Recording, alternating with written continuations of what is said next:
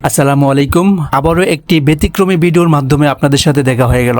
Share করতে চাই রাজধানী শহরের ভোরের সৌন্দর্য। দেখানোর চেষ্টা করব মাটিকাটা ফুট ওভারব্রিজ থেকে রাজধানীর অন্যতম ব্যস্ত সড়ক ইসিবি চত্বর থেকে মিরপুরমুখী রাস্তাটির সৌন্দর্য। রাস্তার দুই পাশে সবুজ গাছপালাও আপনার নজর কাড়বে নিশ্চিত। ভোর 5:30 সাইকেল নিয়ে বের হলাম। আমি এমনিতে চেষ্টা করি ফজর নামাজের পর অফিসে যাওয়ার আগে কিছু সময় ব্যায়াম করার। সেনানিবাসের অভ্যন্তরে এই দৃষ্টিনন্দন স্বচ্ছ জলধারার এই লেকের চারপাশে আমি নিয়মিত ব্যায়াম করার চেষ্টা করি। এছাড়াও সকাল সন্ধ্যা অসংখ্য মানুষের সমাগম হয় এই লেকটিকে কেন্দ্র করে। সকালের ইসিবি চত্বর যতটা জনশূন্য মনে হচ্ছে, ঠিক ততটাই জনসমাগম হয় সন্ধ্যায়। যানজটের চাপও বেড়ে যায় অভাবনীয়। পরিচ্ছন্ন কর্মীরা সকালেই পরিচ্ছন্নতার কাজ সেরে নিচ্ছে, কারণ এখন রাস্তা ফাঁকা, ঝুঁকি কম।